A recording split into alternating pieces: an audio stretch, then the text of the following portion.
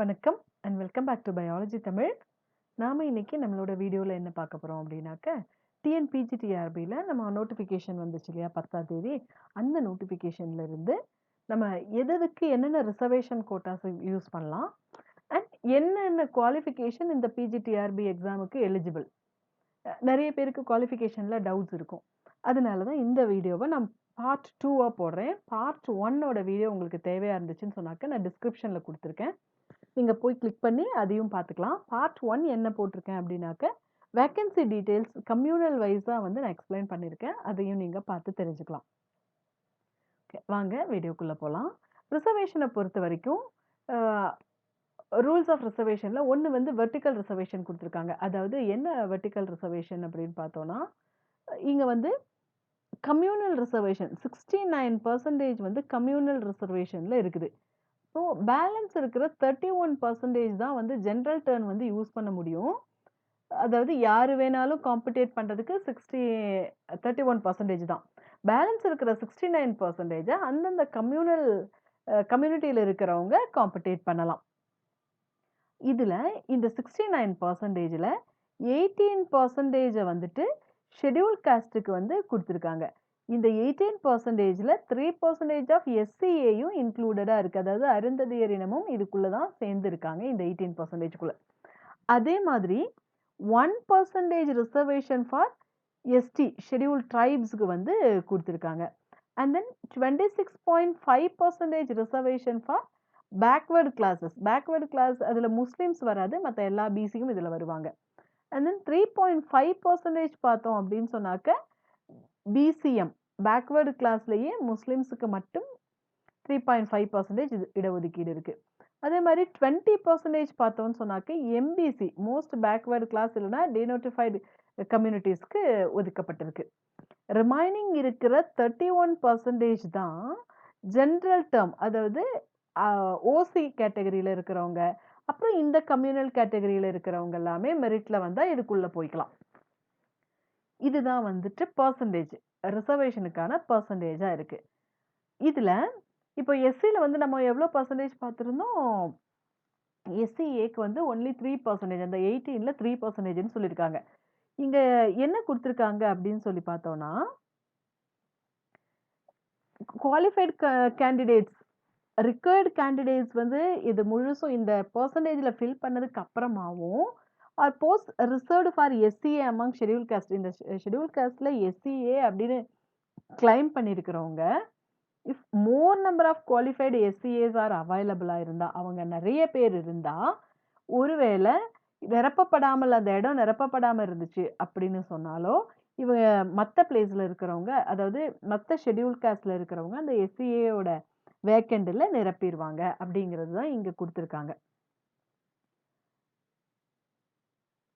Next வந்து reservation for women. விமனுக்காக 30% வந்து ரிசர்வேஷனுக்காக ஒதுக்கப்பட்டிருக்கு. மொத்த இடத்துல 30% இடங்கள் வந்து பெண்களுக்காக ஒதுக்கப்பட்டிருக்கு. அதில் இதெல்லாம் அந்த ரூல்ஸ் தான் கொடுத்துருக்காங்க. விமன் கேண்டிடேட்ஸ் வந்து ஒருவேளை not available for the selection, அந்த பர்டிகுலர் பிளேஸுக்கு விமன் கேண்டிடேட் இல்லை அப்படின்னு சொன்னாக்க those vacancies will be filled by male candidate அப்படின்னு கொடுத்துருக்காங்க. ஒருவேளை 30% நிரப்பணும் அப்படிங்கிறது நம்மளோட ரூல் படி 30% பெண்கள் இல்லை அப்படின்னு சொன்னாக்க அந்த வேக்கன்சியும் மேல் கேண்டிடேட்டால நிரப்பிக்கலாம் அப்படின்னு ஒரு லைன் வந்து கொடுத்துருக்காங்க. அண்ட் தென்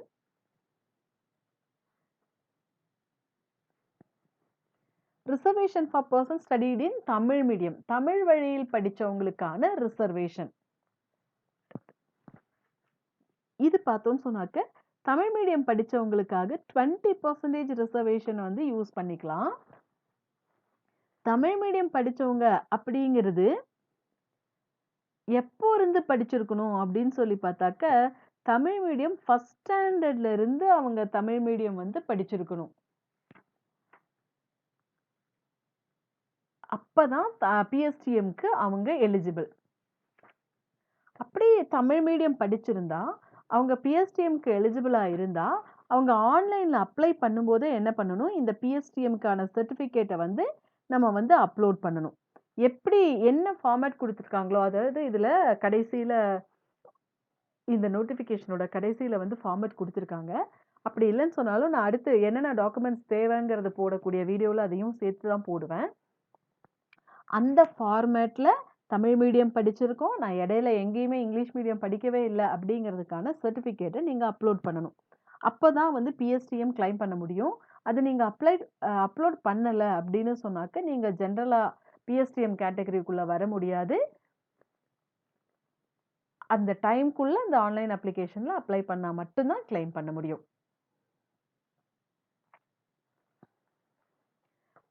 இங்க குடுத்துருக்காங்க பாருங்க. Submission of the online application as proof of having studied in Tamil medium shall not be accepted and shall result in the rejection of candidate at any stage of recruitment after due process. அதாவது நீங்க upload கண்டிப்பா பண்ணியிருக்கணும். அதுல எங்கேயாச்சும் mistake பண்ணியிருந்துச்சுன்னு சொன்னாக்கா, அத எப்ப வேணாலும் அவங்க ரிஜெக்ட் பண்ணிருவாங்க.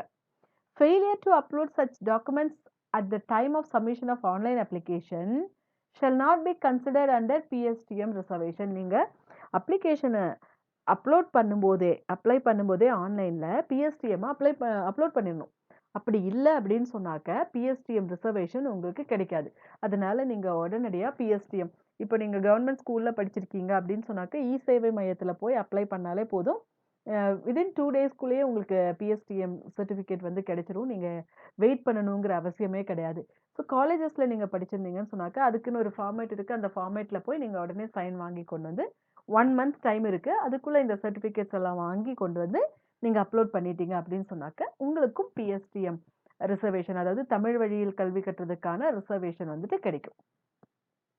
இந்த PSTM reservation is not applicable for English மீடியத்துல படிச்சவங்களுக்கு இது வந்து பொருந்தாது. அடுத்தது டிஃபரெண்ட்லி ஏபிள்டு பர்சனுக்கான ரிசர்வேஷன். டிஃபரெண்ட்லி ஏபிள்டு பர்சனுக்கான ரிசர்வேஷன் சீட் எவ்வளோ குடுத்துருக்காங்க அப்படின்னு சொல்லி பார்த்தாக்க, 4% வந்து குடுத்துருக்காங்க. அந்த 4%ம் நான் முன்னாடி சொல்லும்போது சொல்லியிருந்தேன். அதாவது 4 கேட்டகரியா பிரிச்சு குடுத்துருக்காங்க அந்த 4%ம். ஒண்ணு வந்து கேட்டகரி 1, கேட்டகரி 2, கேட்டகரி 3, கேட்டகரி 4ன்னு சொல்லி பிரிச்சு குடுத்துருக்காங்க. அதாவது கேட்டகரி 1ஆ இருந்துச்சுன்னு சொன்னாக்க, பிளைண்ட்னஸ் அண்ட் லோ விஷனா இருக்கிறவங்களுக்கு 1% இந்த 4 பிரிச்சிருக்காங்க. இன்னும் 1% பார்த்தோம்னா, லோகோமோட்டர் டிசபிலிட்டி ஏதாச்சும் இருந்துச்சுன்னு சொன்னாக்க, அவங்களுக்கு 1%. ஹியரிங் இம்பேர்மென்ட் ஏதாச்சும் இருந்துச்சுன்னா, அவங்களுக்கு 1%. Autism, intellectual disability, specific learning disability இந்த மாதிரி இருந்தா அவங்களுக்கு 1% அப்படின்னு 4%ஆ பிரிச்சு இந்த டிஃபரெண்ட்லி ஏபிள்டு பர்சனுக்கு அத குடுத்துருக்காங்க. அப்படி இந்த கேட்டகரிய ரிசர்வேஷன அவங்க யூஸ் பண்ணணும் அப்படின்னு சொன்னாக்க, அவங்க கிட்ட ஒரு வேலிட் ஐடென்டி கார்டு வந்து அந்த டிபார்ட்மெண்ட்ல இருந்து குடுத்திருப்பாங்க. மறுவாழ்வு மறுவாழ்வு நலத்துறை அலுவலகம் அப்படின்னு ஒண்ணு இருக்குல்ல, வெல்ஃபேர் டிஃபரெண்ட்லி ஏபிள்டு பெர்சன்ஸ்க்காக. அந்த ஆஃபீஸ்ல இருந்து அவங்களுக்கு ஒரு வேலிடான ஐடி கார்டு குடுத்திருப்பாங்க. அந்த ஐடி கார்ட வந்து அவங்க வச்சிருக்கணும். தேவைப்படும்போது ப்ரொடியூஸ் பண்ணணும். அப்பதான் இவங்க வந்து இத வந்து யூஸ் பண்ண முடியும். And then reservation for meritorious sports person. அதாவது இப்போ நம்ம பார்த்ததுல வந்து பிஜி அசிஸ்டன்ட்க்கு அப்ளை பண்ணலாம் இந்த எக்ஸாம்ல. And then physical education director great 1க்கு அப்ளை பண்ணலாம்.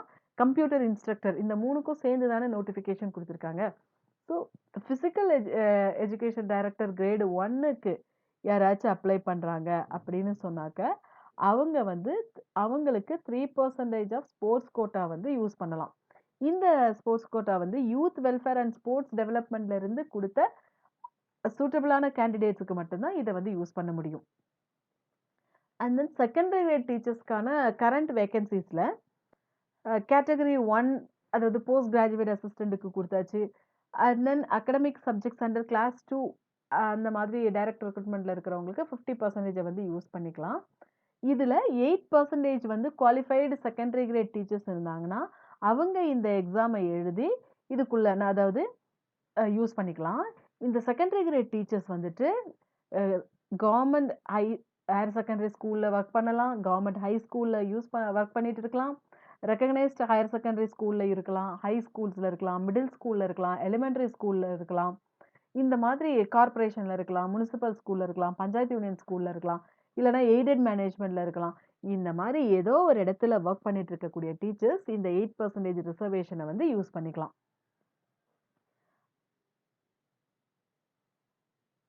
அதே மாதிரி கேட்டகரி 2ல போஸ்ட் கிராஜுவேட் அசிஸ்டன்ட் இன் லாங்குவேஜ்ல பார்த்தோம்னா 8% வச்சு யூஸ் பண்ணிக்கலாம்.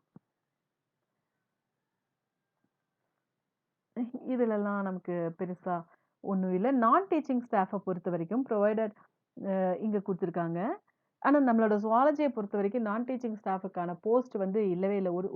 ஒரு வேக்கண்ட் கூட இல்ல. அதனால நான் முன்னாடி பார்ட்லயும் அத நான் காமிக்கவே கிடையாது. அதாவது um superintendent, assistant, steno, typist, junior assistant, school எஜுகேஷன்ல இருக்கக்கூடிய டைப்பிஸ்ட் இந்த மாரி இருக்கிறவங்கலாம் அந்த கேட்டகரிக்கு வந்து யாரு வேணாலும் போட்டி போட்டு எழுதி வந்துக்கலாம். Next transgender. டிரான்ஸ்ஜெண்டர் அப்படிங்கிறவங்க who not possess any community certificate. Transgender கேண்டிடேட்ஸ்ல எந்த கம்யூனிட்டி சர்டிஃபிகேட்டும் இல்லாம இருந்தாங்க அப்படின்னு சொன்னாக்க, அவங்கள வந்து மோஸ்ட் பேக்வர்ட் கிளாஸ் அப்படின்னு இருந்தா கூட அவங்க வந்து அதர்ஸ யூஸ் பண்ணிக்கலாம். அதாவது கம்யூனிட்டி சர்டிஃபிகேட்டே இல்ல அப்படின்னு சொன்னாக்க, அதர்ஸ வந்து அவங்க யூஸ் பண்ணிக்கலாம். ஒருவேள who belongs to scheduled caste or scheduled tribes இந்த மாதிரி இருந்தாங்க அப்படின்னு சொன்னாக்க, அவங்க கிட்ட கம்யூனிட்டி சர்டிஃபிகேட் இருந்தா அதவே யூஸ் பண்ணிக்கலாம். அதே மாரி டிரான்ஸ்ஜெண்டர் கேண்டிடேட்ஸ் பார்த்தோம்னு சொன்னாக்க, அதர் தேன் ஷெட்யூல்டு காஸ்ட் அப்படி இருந்தாங்க. ஷெட்யூல்ட் ட்ரைப்ஸ் இல்லாம இருந்தாங்க அப்படின்னு சொன்னாக்க, அவங்களோட ஓன் கம்யூனிட்டி யூஸ் பண்ணிக்கலாம். இல்ல எம்பிசி யூஸ் பண்ணிக்கலாம். இந்த மாதிரி எது வேணாலும் வந்து யூஸ் பண்ணிக்கலாம். அதே மாதிரி இவங்க விமன் கோட்டாவையும் யூஸ் பண்ணிக்கலாம். Okay. The transgender candidates who identify themselves as female. அவங்கள ஃபீமேல்னு சொல்லி ஐடென்டிஃபை பண்ணாங்கன்னா, அவங்க அந்த 30% ரிசர்வேஷன் கோட்டாவ வந்து யூஸ் பண்ணிக்கலாம். அப்படி இல்லன்னு சொன்னாக்க 70% ரிசர்வேஷன வந்து யூஸ் பண்ணி ஜெனரல் கேட்டகரியில மென்னோட கேட்டகரி, விமனோட கேட்டகரி 2யுமே யூஸ் பண்ணிக்கலாம். ஒருவேள அந்த டிரான்ஸ்ஜெண்டர் வந்து அவங்கள மேல்ன்னு ஐடென்டிஃபை பண்ணாங்க அப்படின்னு சொன்னாக்க, அவங்க வந்து 70% ரிசர்வேஷன்ல வந்து யூஸ் பண்ணிக்கலாம்.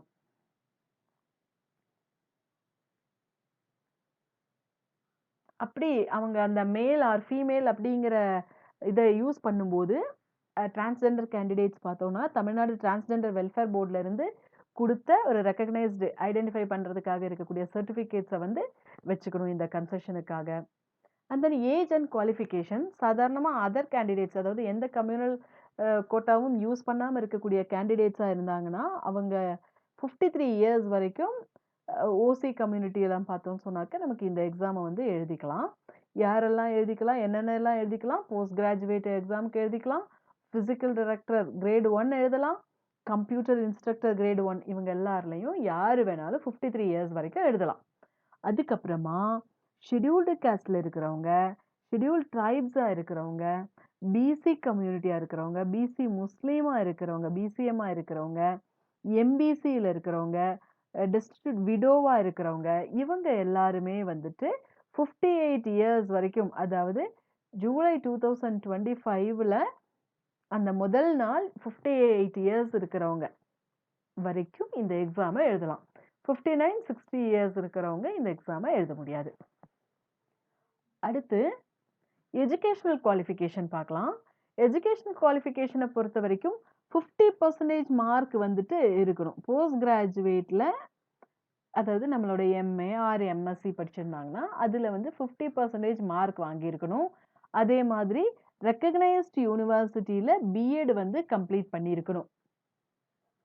போஸ்ட் கிராஜுவேட்ல பார்த்தோம்னா, அட்லீஸ்ட் 45% மார்க் வந்து ரெகக்னைஸ்ட் யூனிவர்சிட்டில இருந்து படிச்சு வாங்கியிருக்கணும். இல்லன்னா அதுக்கு ஈக்குவலான மார்க் வாங்கியிருக்கணும். அதே மாதிரி பிஎட்லயும் வாங்கி இருக்கணும். போஸ்ட் கிராஜுவேட்டா இருந்துச்சு அப்படி இல்லன்னு சொன்னாக்க, போஸ்ட் கிராஜுவேட் அதாவது பிஏ எட், பிஎஸ்சி எட் படிச்சிருப்பாங்கல்ல 3 இயர்ஸ் பிஎஸ்சியும் 2 இயர்ஸ் பிஎடும் படிச்சு 5 இயர்ஸ் நம்ம படிச்சிருப்போம். அந்த மாதிரி இல்லாம national council for teacher education அந்த மாதிரி இருக்கக்கூடிய நேஷனல் இன்ஸ்டிடியூட்ஸ்ல படிக்கிறவங்க 4 இயர்ஸ்ல இந்த கோர்ஸை கம்ப்ளீட் பண்ணியிருப்பாங்க. அதாவது பிஎஸ்சி எட் அப்படிங்கிறத பிஎஸ்சி பிஎட் அப்படிங்கிறத பிஎஸ்சி எட்னும் பிஏ பிஎட்ங்கிறத பிஏ எட் அப்படின்னு சொல்லி படிச்சிருப்பாங்க. அந்த மாதிரி இருக்கிறவங்க அட்லீஸ்ட் 50% மார்க் வந்து வச்சிருக்கணும். அவங்க வந்து எலிஜிபிள். அதே மாதிரி bachelor degree and master degree இந்த சேம் லாங்குவேஜ்ல படிச்சிருக்கணும். அவங்க தான் வந்து எலிஜிபிளா இருப்பாங்க. அண்ட் தென் அகாடமிக் சப்ஜெக்ட்ட பொறுத்தவரைக்கும் சாரி இது நான் 2 டைம்ஸ் கொண்டு வந்துட்டேன். இதே மாதிரி தான் பிசிக்கல் டைரக்டர் கிரேட் 1ஆ இருக்கட்டும், அதே கம்ப்யூட்டர் இன்ஸ்ட்ரக்டரா இருக்கட்டும். நான் வந்து சுவாலஜி பெர்சன்ஸ்க்கு போடுறதுனால இத ஜஸ்ட் நான் ஷோ மட்டும் தான் பண்ணியிருக்கேன். எக்ஸ்பிளைன் பண்ணல. அதர் குவாலிஃபிகேஷன்ஸ் என்னெல்லாம் இதுக்கு தேவைப்படுது அப்படின்னு சொல்லி பார்த்தாக்க,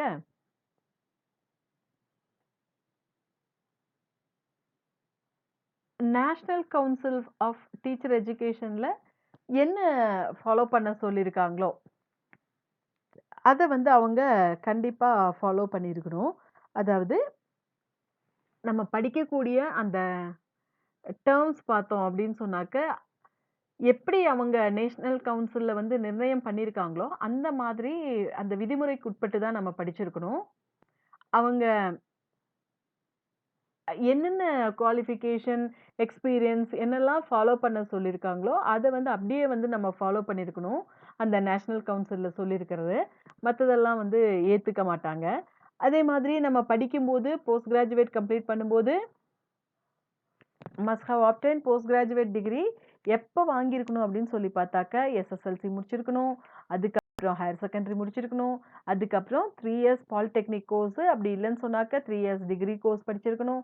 அதுக்கப்புறம் 2 இயர்ஸ் பிஜி படிச்சிருக்கணும். இந்த மாதிரி மெத்தடுல பிஎட் வந்து 1 வருஷமோ, 2 வருஷமோ படிச்சிருக்கணும். இந்த சிஸ்டமேட்டிக் பொசிஷன்ல படிச்சிருக்கிறவங்க தான் எலிஜிபிளா இருப்பாங்க இந்த எக்ஸாம் எழுதுறதுக்கு. அதே மாரி bachelor degree and master degree சொல்லி பார்த்தோம்னு சொன்னாக்க, சேம் சப்ஜெக்ட்ல இருக்கணும். வேற வேற சப்ஜெக்ட் படிச்சிருந்தாங்கன்னு சொன்னாக்க, அதுக்கும் எலிஜிபிள் கிடையாது. பேச்சுலர் டிகிரி இன் எஜுகேஷன பொறுத்தவரைக்கும் ரெகக்னைஸ்ட் யூனிவர்சிட்டில படிச்சிருக்கணும்.